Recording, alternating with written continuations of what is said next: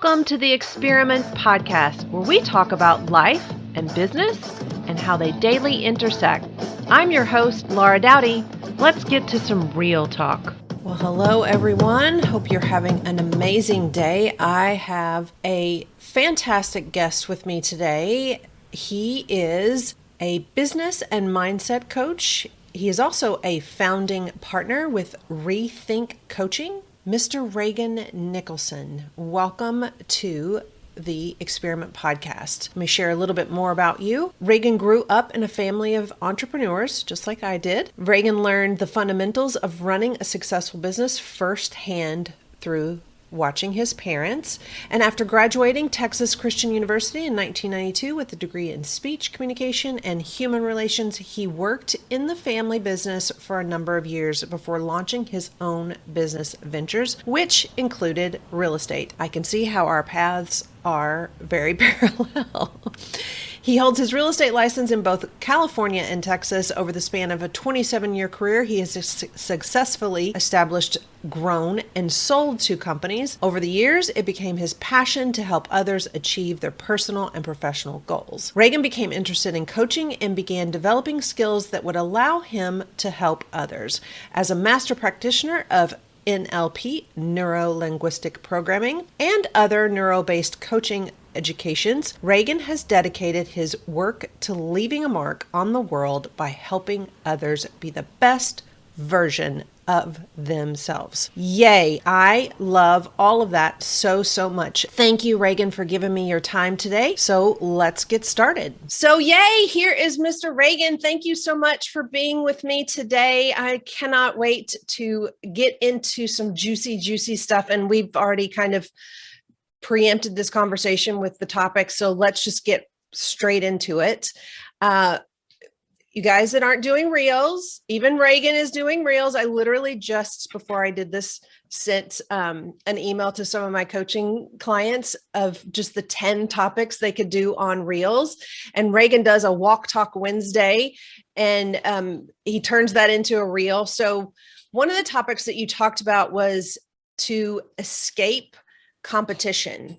So I'm just, before I say anything else, why you get into that? All right, cool. Well, Laura, thank you so much for having me. I'm excited to be here. And yes, just to start off, everyone should be doing a reel, and everyone can do a reel. And I am living proof, because 2 years ago, I resisted the heck out of it. And my coach was like, you're doing it. So anyway, videos are possible for everyone. So yeah, so I did a video on one of my Wednesday walk talks a while back on escaping competition and growing into true collaboration. And there's several parts to this. But the crux of it, the basis, the foundation is allowing yourself to get out of lack, getting out of that lack mentality. And if you think about this is the mentality that says, and so many of us, by the way, we're taught this, we were trained this, we grew up like this, that you have something that someone else doesn't, and you can't share it. You won't get ahead if you share it. You won't be as successful as if you share, if you share it. So we get into that lack mentality where we're literally holding on to everything. And, I love the analogy, when your hand is closed, you can't receive anything and you can't give anything. Yeah. So think about that. When you're in lack, you're clenched up. So when we start the process of being yourself, being authentic, and being genuine, and here's the big one, guys, becoming vulnerable. Oh, yeah. Opening yourself up to the world. And it's so often why people, I believe, don't do videos, because it feels too raw. It feels too exposed. But when we become real and we become vulnerable and we decide to open up our hands and give, we know this is a universal law, Laura. Right. What we put out into the world comes back to us tenfold.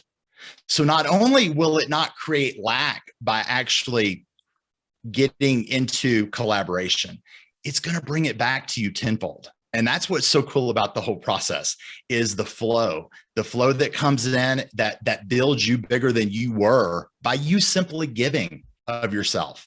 And that's where true collaboration for me comes in. I love, love, love that. There are a couple of things that you said in there that I want to touch on. Sure. And first of all, and we'll get to this, but you did talk about coach. We'll get to that in just a second. But how do you help? Like, what kind of pointers do you have in helping people move past inaction so that they can share that vulnerable piece of themselves that, like everything you just said was so true about how we're not supposed to share that. Like, that's ours. Like, Yep. Keep that to yourself. Because that's how we were taught. I mean, early on, especially at my age, we were taught early on. I mean, in my 20s, it was like you learn, you grow, and you leave everyone else in the dust, and we see where that has gotten us, right. in the world. So, yeah, but some steps, when the first step in getting out of inaction is simply becoming aware that you want to make a change. So, becoming aware that you want to be more giving, say in this instance, where we want to get out of, being isolated and being self-serving and getting into collaboration, getting into being a servant, to helping others that are coming up behind us, that are beside us. And, that's the first step, awareness.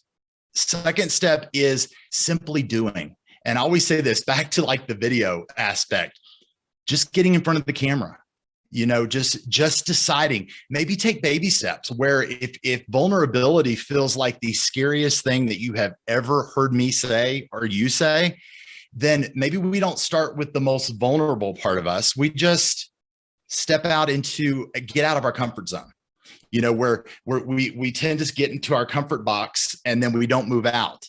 We should always be wanting to stretch ourselves and to grow ourselves. So stepping out of that comfort zone that's vulnerability, right? I mean, we don't have to share our deepest, darkest secret, not in the beginning, at least. There is freedom in the truth though. But, just speaking your truth and being who you are authentically, that's to me is first step, becoming aware that you want to do it. And then two, simply taking action. Just do it. Just do it. Nike coined the best thing ever. It just comes down to that simplicity of it. Just do it. Yeah. Just start. It's like I heard a YouTube guru one time say here are the 5 steps to being a YouTube sensation, and number 1 was start. And I thought, oh my God, I was like with bated breath waiting. And then I'm like, oh, it's just start. But it's so brilliant. Think about it. It applies here. Just start. That's so true. So true. I love that. So the other piece that you kind of tapped into that was the coach part. It was funny. The other day I was sharing some stuff with the group and I mentioned that, I actually sent an email because my coach wanted me to get their opinion of what problems I solve for them. So I was asking for feedback from them, and literally a few of them sent an email back and said, "You have a coach?" So you have a coach. You just mentioned that. So, and as a coach, you have a coach. And so talk about that, like talk about for you, because I can remember the first time I was like, okay, I have to invest in this. And that investment at that time was $15,000. So it was, outside of any other investments, it was one of the biggest investments I'd made in a long time, but I got a book out of it. I got my business tripled out of it. So share that piece for you. Yeah. No, I mean, I am of the belief that everyone should have a coach, and I don't care if you're a coach. Coaches have coaches, and my coach has a coach. Yeah. I mean, like the chain doesn't stop. It just gets more complex and more detailed, which I love, because think about that concept. If everyone is getting coached to a higher level, then think about that trickle down effect. Think about what I'm getting from my coach, who's getting from his coach. The funnel is just filling up the cup. But, it in the beginning, when you start thinking about getting a coach and you look at, so often we look at the cost, and let's be honest, it's usually pretty pricey. But think about this. Well, the good ones are. I want to interject that the good ones actually are, because I actually had a conversation with somebody that said they'd talked to somebody about working with me, and I'm not inexpensive. And it's because I know very clearly what problem I solve. And I just said, they're not there yet. They haven't reached that level of pain to really value what I bring to the table. And that's okay. So go ahead. I just want to. Absolutely. Absolutely. And it is a journey for everyone. And, oftentimes, people that can't take the big or not willing to take the big jump into the pool and say, look, I'm going all in, because we spend money on the silliest things in the world.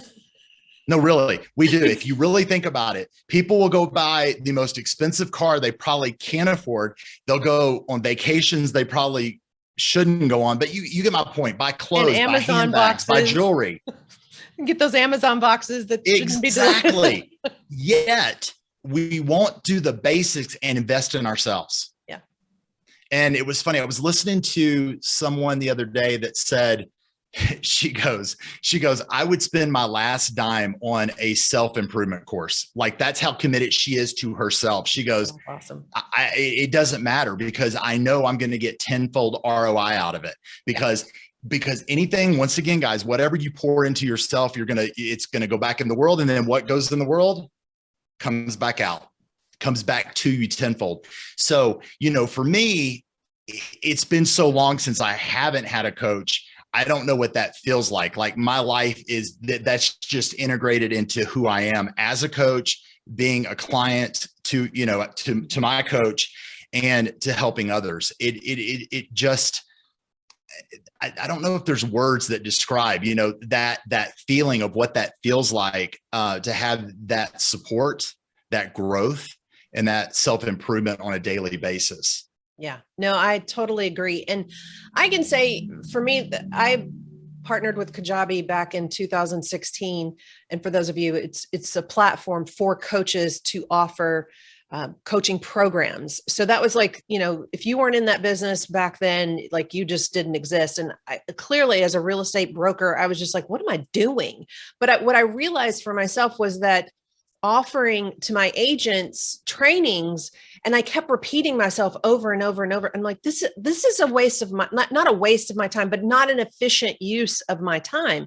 So I took those things that could be one and done, and then nurture alongside and put those into a course. And what I found was, for myself and even for my agents, that was a great baby step into coaching.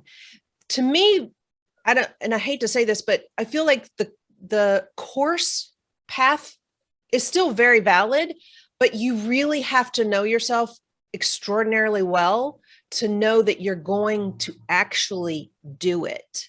Agreed. It's a very high percentage of courses that never get completed.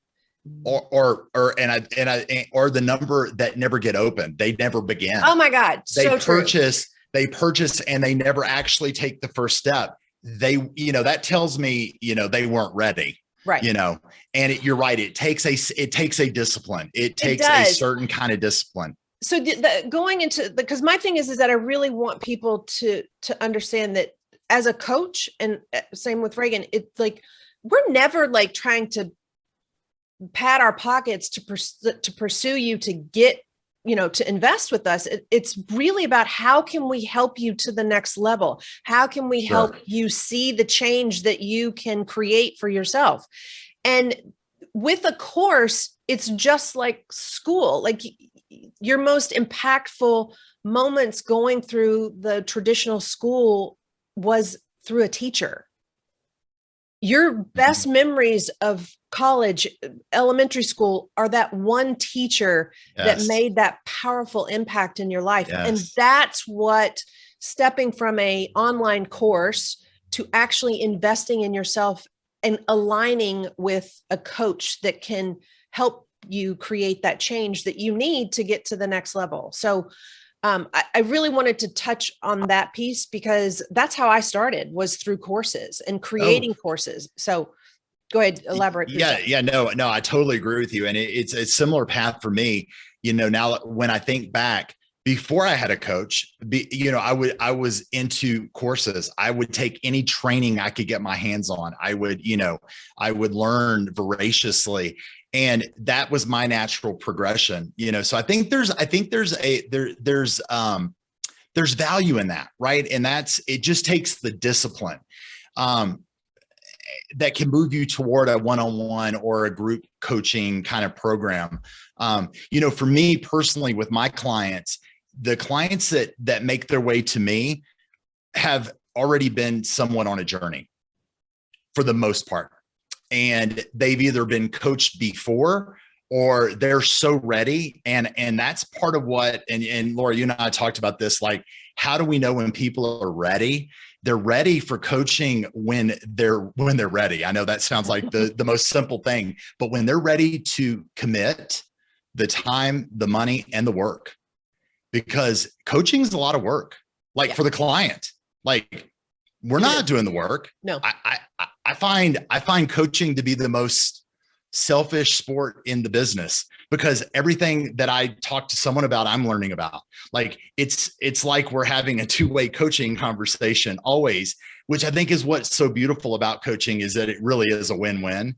But I want my clients to be so ready and so voracious that they do the work, because the work's not easy. I mean, you know. Yeah. No, and it, again, going back to one of your walk talks, you talked about how having Are Your Dreams in your schedule, and talk about discipline. When I talk to my clients about schedule, it's like a 4-letter word. It's like, what? So talk about that. Like how important is a schedule? Because if you, again, knowing the number of people that don't complete courses or even open them, that has a lot to do with not scheduling what's important to you and completing what you've committed yourself to do. Absolutely.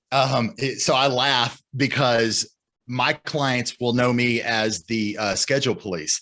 Like, that is the first thing that like day one, as we start, I'm like, what's your schedule look like? And if they go, what schedule? Then red flag, ding, ding, ding. Yeah. Well, I have one, but I don't use it. But for me, the schedule is your foundational piece that without, you cannot do anything. I mean, you just cannot achieve for most clients that have now moved into a coaching relationship, they're achieving on some elevated level that they're looking to grow. They're not looking, my clients are not looking to just scrape by necessarily. They're looking, how do we get to our next milestone? How do we get to our next level of pay, whatever that looks like for them.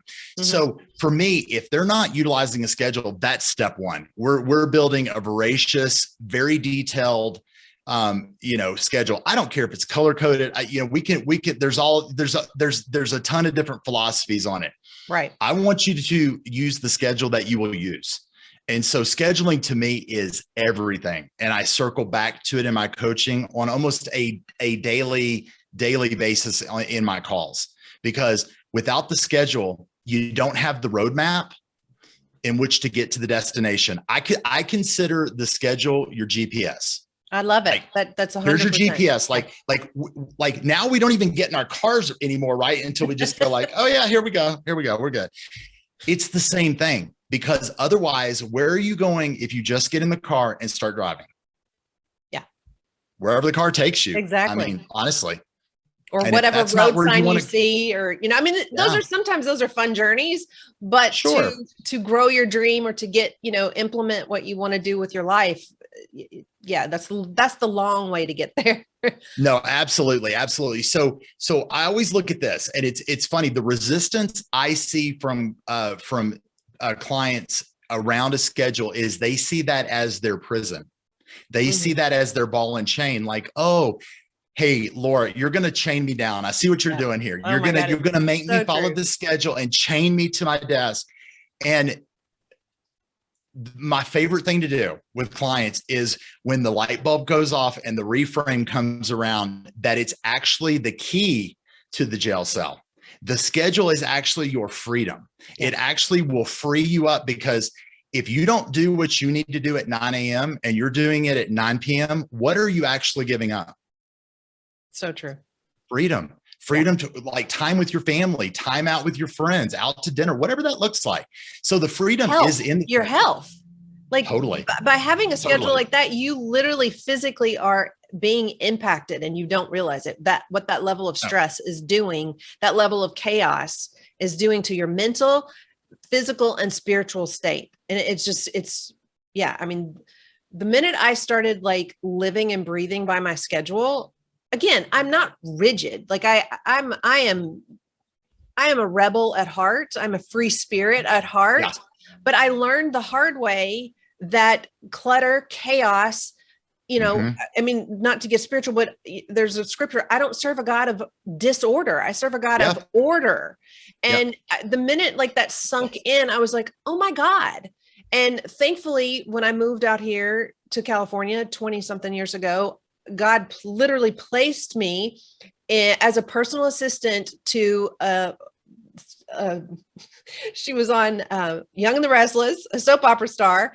And we'll have to talk about that. Oh my God, I was like, my favorite college show of all time. Oh my God, mine too. I was in heaven. I'm like, yes, I landed the best gig ever. Yes, I love that. But both her and her husband, godly people, but they were rigid about everything having its place. And I just thought, oh, I mean, literally coming to La La Land from the South, like I could not have been placed in a better, secure, like laying out the foundation for me to be in this crazy world of Los Angeles than to have been there. So it was good.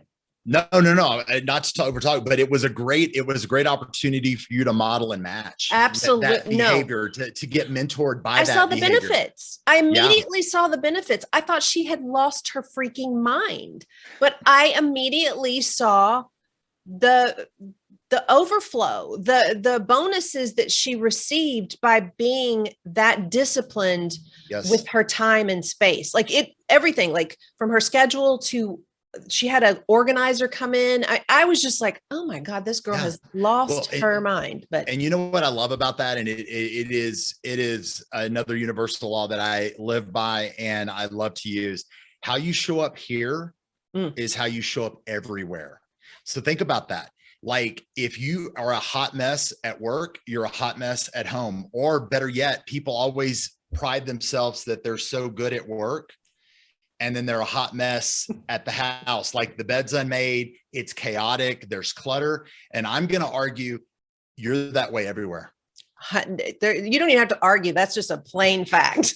Yes. As we talked about, you can put lipstick on a pig, but that's still a pig. So you can sugarcoat it however you want. And the thing that people don't realize is that eventually, like you can put on the most amazing designer clothes and show up in the best car. Eventually, all of that chaos seeps through your pores and how you talk, just how you handle a contract. All of those things cannot be hidden. You always have to deal with those pieces of your life, those shadow pieces of your life. And I think that's why when, like you said, when you deal with a client that says, oh, their schedule, that's when I know there's a lot of internal work that I get to help them see that they get to do. Yes, for sure. And, one of the things, did you have something else No, go. No, I'm good. Yeah. So again, going from the structure standpoint, and this is kind of a bonus because I appreciate your time, that I want to throw in here because a lot of my agents that I work with, they're like, Laura, you and this freaking disc score. So I know that you're a big believer in it. And when it comes to tools, we've talked about schedule, we've talked about coaching, we've talked about showing up authentically and stepping outside your comfort zone. And a tool that because this is the kind of the behind the scenes stuff. This is that, how do you make up your bed? Like this is one way for, clients, for you as an agent to kind of understand your clients, and for agents, because most of my audience are real estate and or entrepreneurial. So when you're hiring a new employee or thinking about, an independent contractor coming on your team, this tool to me, used as a general, not a hard and fast rule, is absolutely one of my favorite. So They know how I feel about it. Yes. Yes. Share your like loves and hates with it. Yeah. So as you said, it's become somewhat of an industry standard, whether we're in real estate or any kind of entrepreneurial, like smaller business. It's a good threshold measure that, that we can start identifying how people show up. Yeah. And what I love, the things I love how it categorizes into 4 categories, right? Your dominance, your influence, your conscientiousness, your steadiness, right? So it gives you all of that. But this is the part that I really love that I don't feel like people do enough, is when you learn what someone's, let's call it, language is. It kind of hybrids, what's your love language, and how do we speak languages? If I'm a high D. I know that's going to like shock people, a high DI. I know that's going to like blow people's mind open, right? Yeah, right.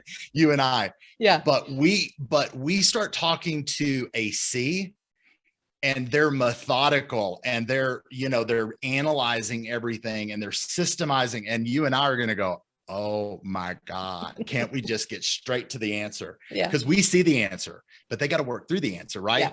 So the idea is, if you learn what people's language is, what they are, DISC, then you can communicate with them better that way, or have more empathy for sure. Right. Because like sometimes, we want to kill the C's and the S's. So, as D and I's. So, well, even hiring, when you're hiring someone to hire, if you're an agent who's a high DI, like you and I, if I hire, I can even tell you, working with clients, I don't have as much success with a high D. I just don't. Yeah. That's just been my track record. Yeah. And that's a good point. But if you can identify, and back to what I said, if you can identify, hey, I'm dealing with a high D, then you can actually use the disc to communicate with them. Cause yeah, what you may be butting up against is that they're just throwing a lot of you at you. Right. Yeah. And so, then our competitive comes out, right? And then our drive comes out, and then we start. Well, what I found is that a lot of Ds, like us, are not headstrong. That's not the right word. We kind of have our map laid out for us. And for what I offer from an operational behind the scenes coaching, that they have to be a very aware person, a very aware D, to go, mm-hmm. I need your help.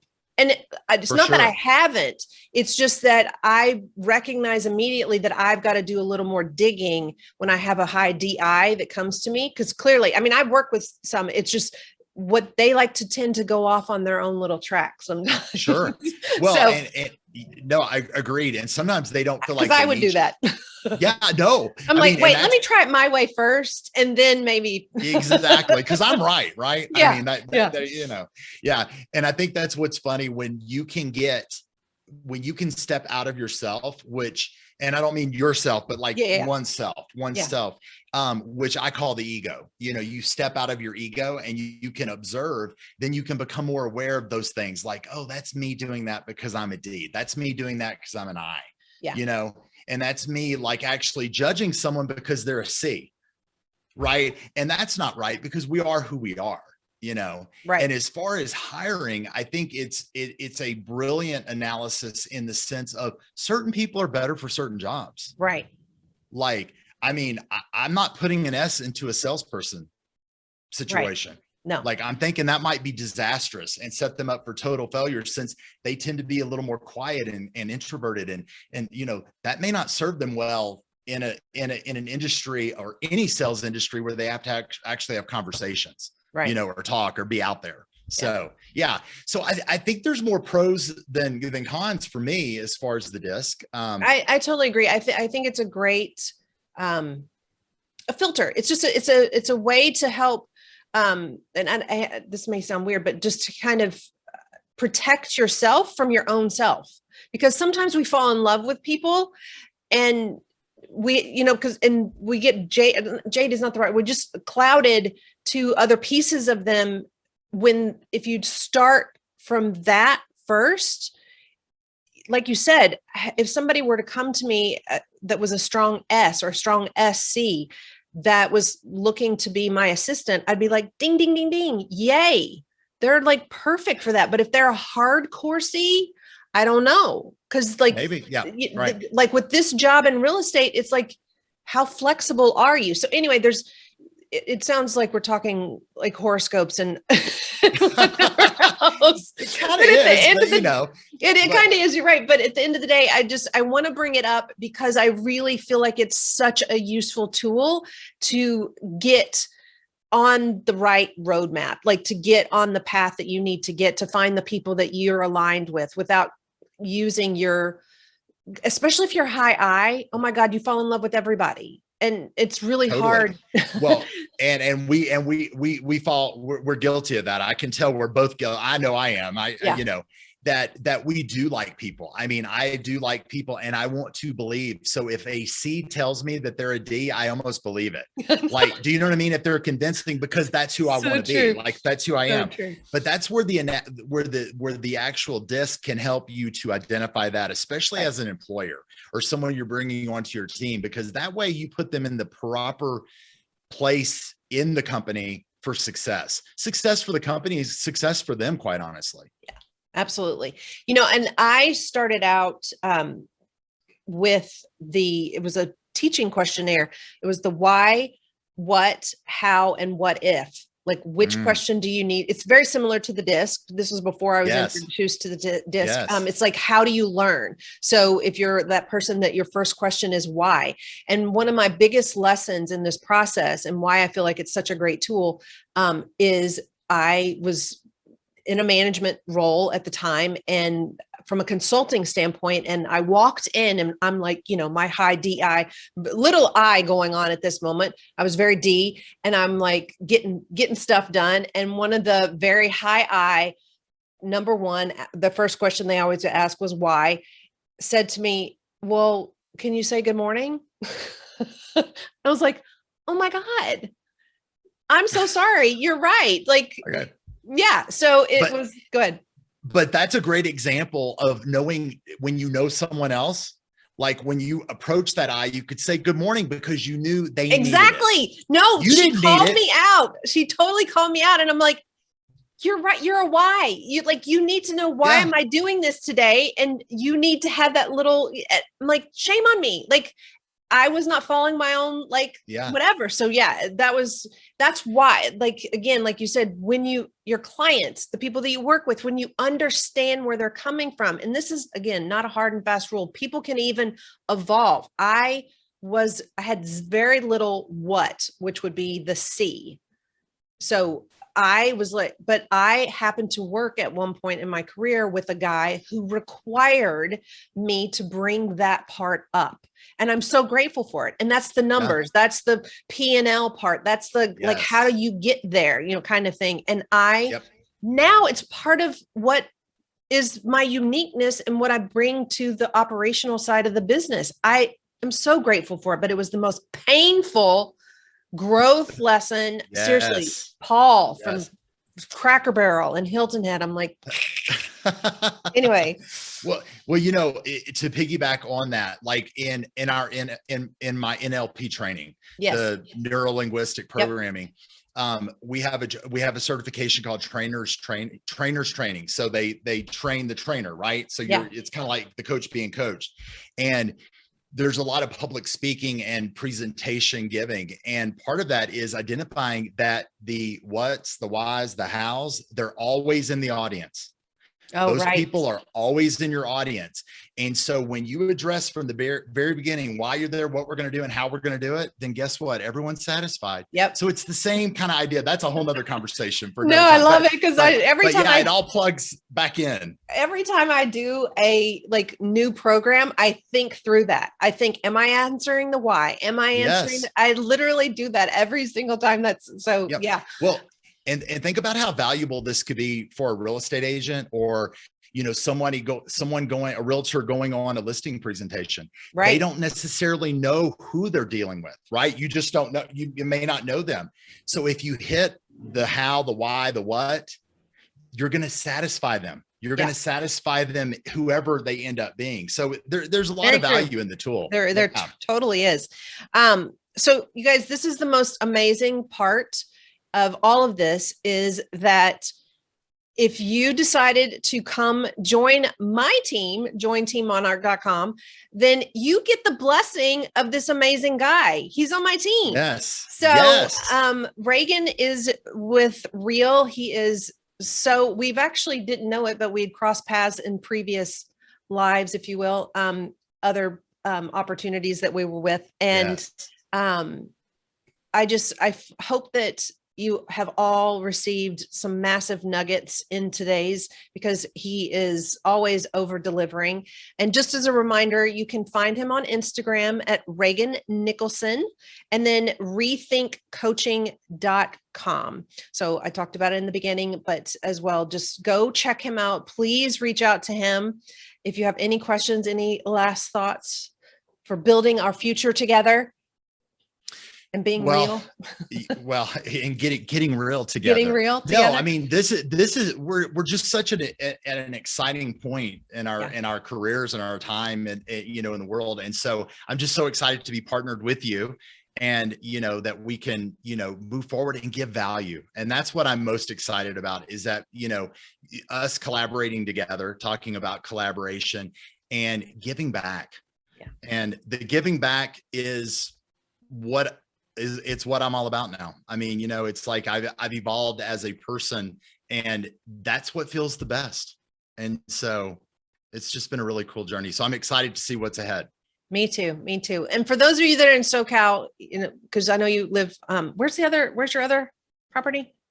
We live Texas. primarily in Texas. Dana Point. Right. And we have a place in Santa Fe, New Mexico. Right. Cool. Well, thank you so much, Reagan. Really appreciate it. My pleasure. Thanks so much for listening to today's episode of the eXperiment podcast. Don't forget to subscribe, rate us, and leave us a review. And as always, follow me on Instagram at LauraDowdy_LE for Live Excellence. Go make a difference, y'all. The world needs you.